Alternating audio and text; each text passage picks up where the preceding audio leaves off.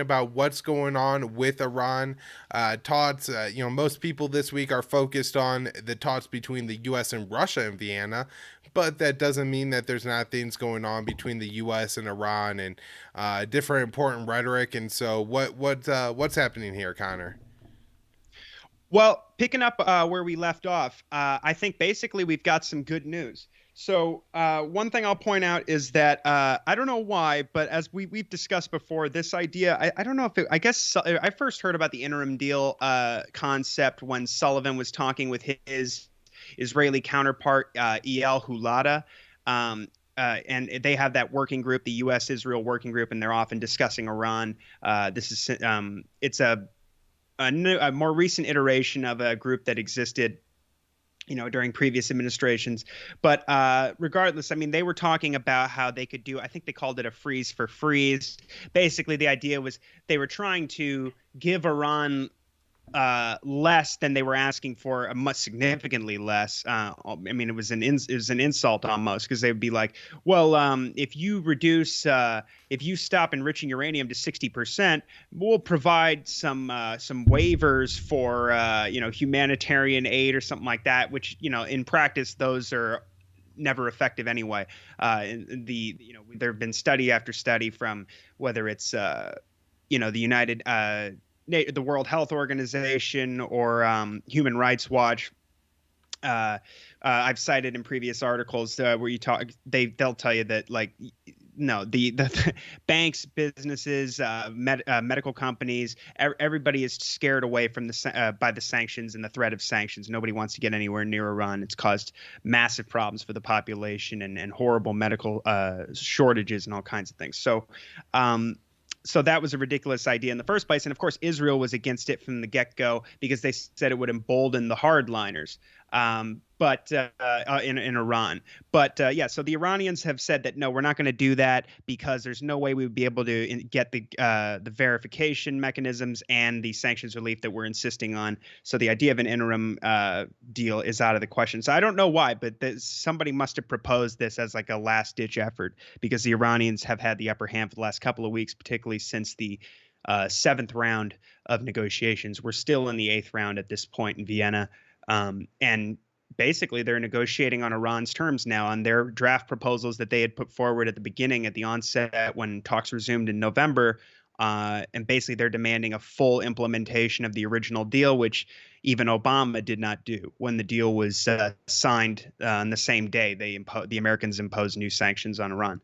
So, yeah, so Saeed Khatizbeh, the foreign ministry spokesman, is quoted in Bloomberg saying that, quote, the U.S. return to the nuclear deal should come with necessary assurances and verifications, and a chain of sanctions must be lifted. It cannot happen through an interim deal. So that's off the table. Now, we also have some more good news, because the French, who have previously been throwing cold water on things and saying, I believe some of their quotes, a lot of these are they're sort of variations on each other, but I think the same foreign minister had come out and previously said things like, the JCPOA is being hollowed out and the substance is gone and there's not going to be anything to negotiate left. But now the French foreign minister, Jean-Yves Le Drian, says, I remain convinced we can reach a deal. Bits of progress have been made in the last few days. We have been heading in a positive direction. But time is of the essence, because if we don't get an accord quickly, there will be nothing to negotiate. So certainly an improvement on the rhetoric. He said we're on a rather positive path elsewhere. We also have the Russian envoy saying on Twitter that all participants now, quote, recognize that some progress is being made towards an agreement on the restoration of the JCPOA and sanctions lifting. Now, the Iranian foreign minister gave a interview to Al Jazeera where he said that the talks, that a deal is possible, a good deal. Believe he says in other interviews that we're headed towards a good deal. We've been hearing things like this a lot from various people involved in the talks. Like, for instance, previously we talked on the show about how Enrique Mora, the EU coordinator of the talks in Vienna, had said we're in exactly the right place to be if we want a successful resolution. And so now Hussein Amir Abdollahian, the Iranian foreign minister, is saying he's clarifying the demands of the Iranians, which, as we've been, it's basically what we've been saying here all along, that they're saying, quote, lifting sanctions means lifting all forms of sanctions stipulated the nuclear agreement, and the sanctions that Trump reimposed that contradict the terms of the agreement should be lifted as well. So they say we demand guarantees that include not imposing any new sanctions and not reimposing sanctions after lifting them under any pretext. He said he's hearing good words from the U.S., but has yet to see serious actions. So, and of course, this is after, as we discussed last week, I believe, that Ned Price had come out and said, as I was sort of predicting that, I was predicting that we were getting to a point where they were going to have to start changing their tune because the Iranians weren't going to back down and were sticking with their demands and being steadfast and actually, like I said, gaining the upper hand. We had Ned Price come out, and for the first time, the Americans said something positive. They said, we're making modest progress. So that's a good sign. There was another interview in the New Arab, or another report that said that the Iranian foreign minister says they're approaching a good agreement, but it depends on the other parties involved. He says the initiatives of the Iranian side and the negotiations that have taken place have put us on the right track. We're close to a good agreement, but to reach this good agreement in the short term, it has to be pursued by the other side. He says the Islamic Republic is not looking to drag out negotiations, but it's important for them to defend the rights and interests of the country. And this was interesting. He was talking about the Americans and the Europeans like they were children and like they're no longer at all impressed with the strong arm tactics, which are inevitably proven to be basically all surface and no substance. So he goes, excuse me. He goes, yesterday, France played the role of bad cop, but today they're behaving reasonably. And then another quote was, yesterday, the American side had unacceptable demands, but today we believe they've adapted to the realities of the situation. He says, at the end of the day, a good deal is an agreement that satisfies all parties. So at this point, it looks to me like we're getting closer and closer to a resolution and to reach an agreement because basically even the Israelis there's more and more indications that even the Israelis are adapting to the new realities. For instance, we had the chief of military intelligence come out recently and say that they are that it would be better for Israel for a deal to be reached in Vienna as opposed to having the deal collapse. And Ben Armbruster here at Responsible Statecraft notes that there's a growing chorus of former and current Israeli security officials who are saying that actually Netanyahu's policy of pushing Trump to leave the deal was actually a big mistake. And they point to Iran's expansion of their nuclear program as one of the chief reasons for it being such a disaster. Now, what's ironic about that, of course, is, the Iranians waited a year before they expanded their nuclear program outside the restrictions written in the written word of the deal.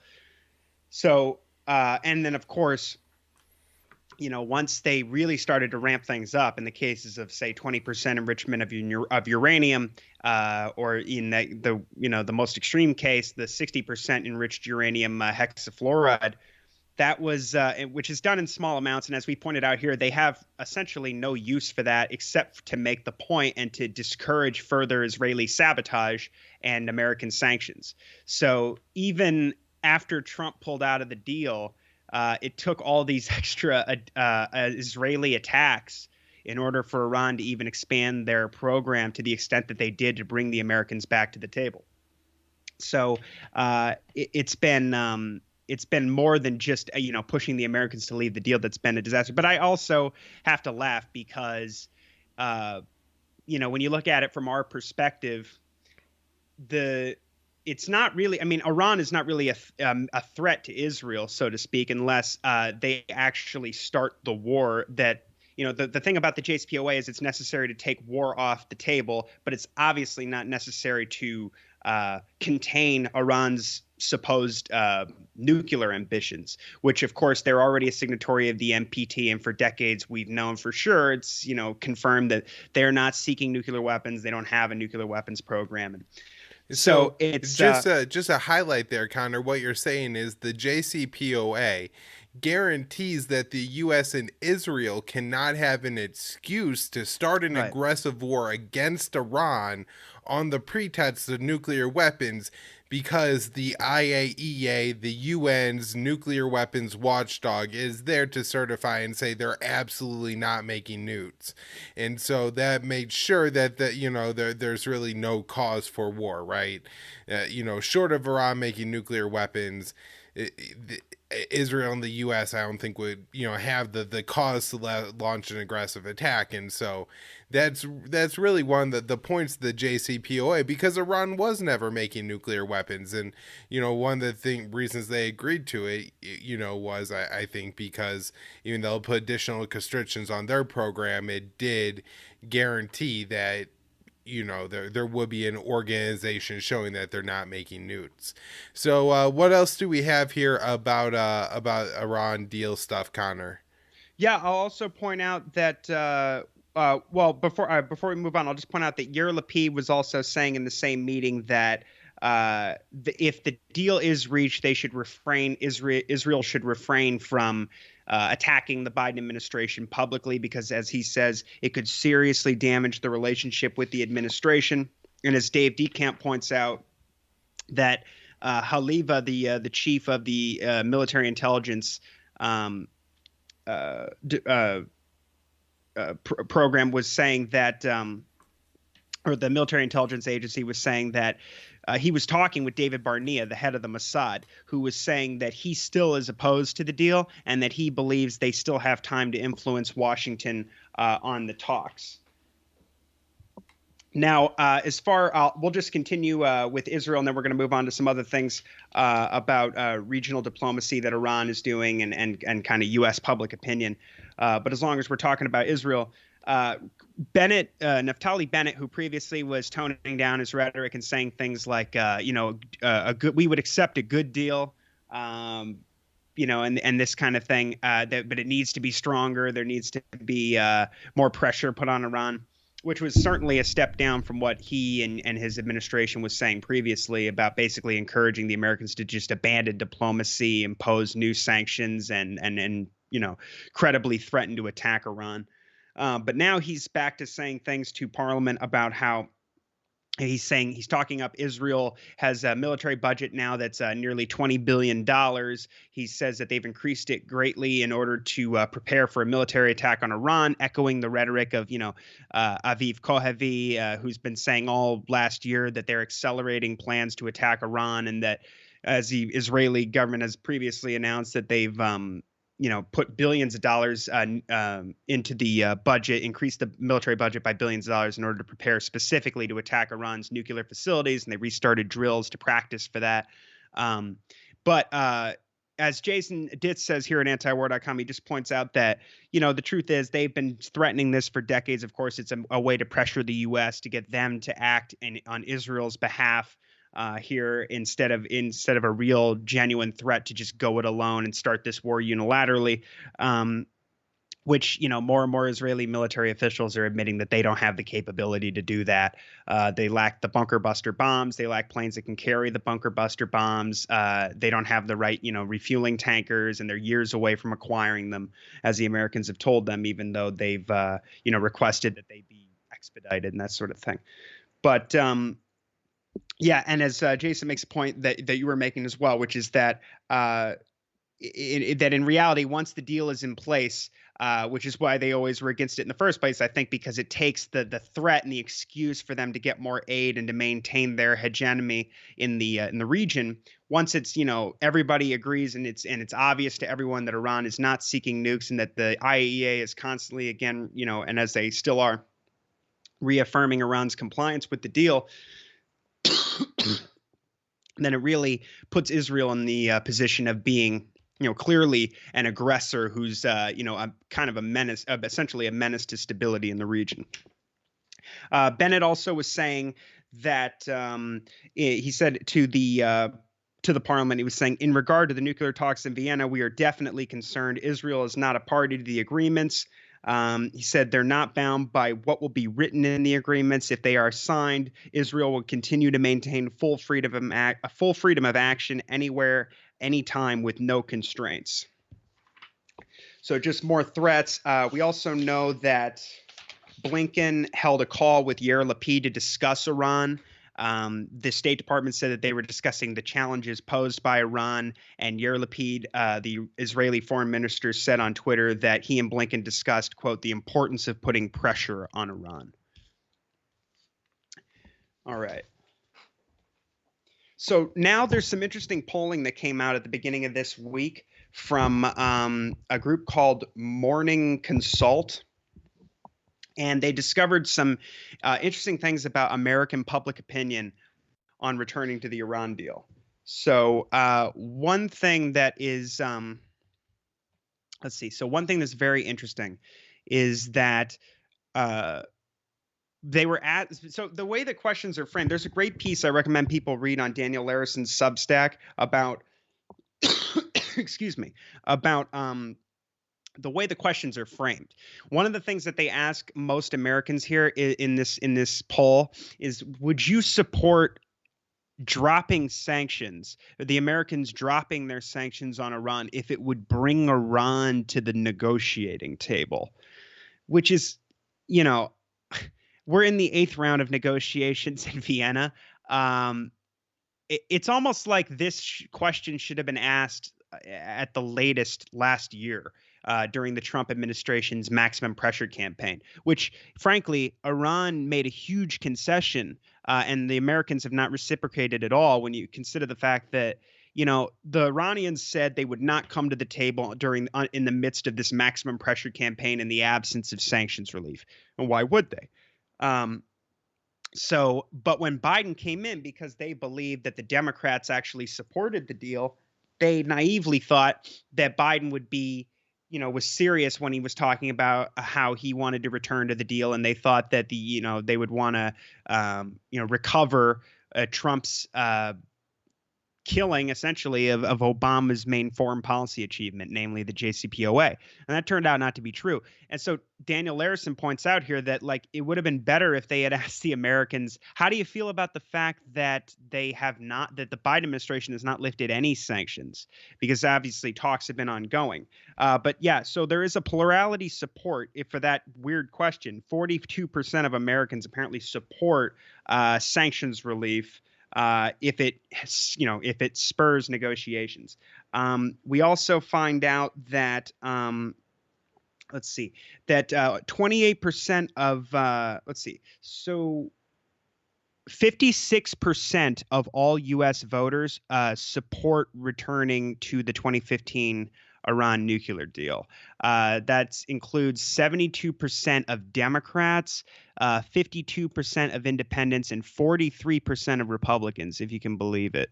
Only 39% of Republicans oppose the deal. There's the proportion of people who say that they don't know or have no opinion is smaller than you would think. On all those categories of all U.S. voters, Democrats, independents, and Republicans, it ranges from 15 to 22% in those different categories. And even with Republicans, it's less than 20% of those who don't know. And like I said, I was surprised that 43% support returning to the deal. But there's other weird, incongruencies in the data. Like 28% of the voters said that they don't they doubt that the nuclear deal would prevent Iran from manufacturing nuclear weapons. And apparently 51% of those polled are concerned about Iran seeking nuclear weapons or Iran building nuclear weapons. What was really ironic about that is only 5% said that they're not at all concerned about Iran developing nuclear weapons. 8% said they're not very concerned. 10% said they didn't know. But as Daniel points out, the 40% overall think Trump was wrong to withdraw from the deal. but 51% don't expect the agreement to actually prevent Iran's acquisition of nuclear weapons. 43% of Republicans support it, but only 14% think Trump was wrong to withdraw. So, as he hypothesizes, presumably some of these people are supporters that don't really support the agreement, but they say they do because they want to seem reasonable. But I like the point that he makes here, too, about how after 6 years of hawkish neoconservative propaganda and lies about Iran seeking nuclear weapons, I mean, it's longer than that. I've been hearing that since I was making memories, especially in the War on Terror era, the big Iranian boogeyman. But he also makes a point that the Democratic defenses of the deal always come with these caveats that while the deal is flawed and these kinds of things, because I think in a lot of ways, as we were describing how the deal isn't necessary to prevent Iran from acquiring these weapons, it's difficult. I mean, they don't really spin it to the general public, even when they're acting like they're talking it up as one of Obama's, main achievements. They won't talk about it as if it's like, it took unless it's like Trita Parsi or somebody saying that they took war off the neocons' war off the table or Israel's war off the table. It has to be in the guise of, Iran, this worst state sponsor of terror. We were able to prevent them from acquiring nuclear weapons and, and contain Iran. And it's sort of painted in this. So in order to talk up the achievement, you have to artificially inflate the threat in a lot of ways. So, and they'll talk about, still hear Democrats saying that, while we didn't, we'd still like to have the longer, stronger deal and do something about Iran's, alliances in the region and their ballistic missiles and this sort of thing. Now, the worst part of the data is, as Daniel points out, that they asked them what would they support policies Americans would support if negotiations in Vienna fail. And 65% supported increased sanctions, 50% support covert military operations. They don't ask about an air war, but alarmingly, 36% supported a theoretical ground intervention. And as Daniel says, luckily no one is talking about invading Iran right now, but opposition to something that insane is not nearly as high as it needs to be, which that's pretty crazy. Now, obviously, this is just one poll, but we've discussed previously other data that shows that Americans are depressingly misinformed on the situation vis-a-vis, who has nukes in the Middle East, Israel or Iran.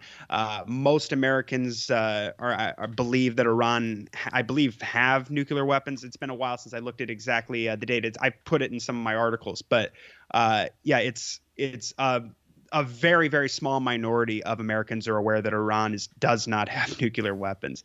And as we saw earlier, only 5% are not concerned about it. I mean, more than half country of those people polled, 51% say that they're concerned about that as like a real national security issue.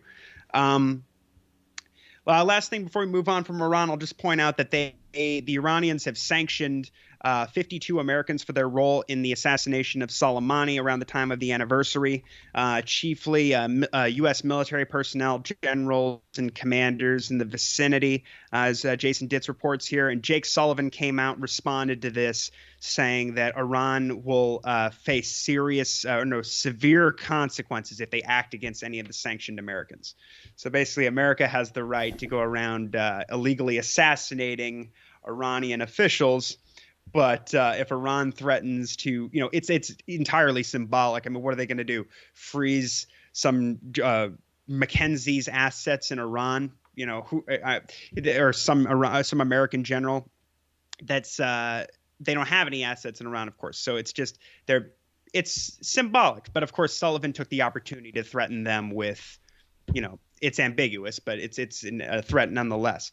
Now, the last thing I'll point out is now there's news coming out. There's this report in Al Jazeera that Hussein Amir Abdollahian, the Iranian foreign minister, just visited Qatar today to meet with Amir Sheikh Tahim bin Ahmad Al Thani and the foreign minister Mohammed bin Abdul Rahman Al Thani. And they discussed the latest developments in Vienna. They discussed ways of improving bilateral relations. As said, it was a priority of both countries, and they said they're ready to boost ties across the region in bilateral or multilateral formats. So this is sort of continuing Iran's efforts and also the broader regional efforts of many countries, as we've been talking here, and Trita Parsi talks about a lot as well, that as they anticipate an American withdrawal from the region and a more increasingly focused on the Americans will be more increasingly focused on China, and of course with the withdrawal from Afghanistan, that a lot of these longtime adversaries are now talking to each other and trying to boost relations economically and otherwise to make war less likely, especially when you don't have the American hegemon around where you can just get them to do their dirty work for you. Now. Let's see. So what else? So they also, Amir Abdollahian also went to Oman and was in Muscat on Monday, meeting with Fahd bin Mahmoud Al Said, long-serving deputy to the Sultan of Oman. They discussed bilateral, regional, international issues. They talked about what's going on in Vienna. Amir Abdollahian said Iran has proposed practical solutions, and they're serious about reaching an agreement. And he also said that Oman is a major priority in Raisi's foreign policy of developing, greater ties with regional neighbors, and that they would like to cultivate political, economic, and cultural relations. And they also discussed Yemen and said that they would like to see an end to the war, and that it's going to take Yemeni negotiations and diplomacy for that to be achieved. But they also say in the report that a fifth round of talks between Riyadh and Tehran is coming up soon as well, although this doesn't provide a specific date. All right, Connor, great breakdown on all the Iran stuff.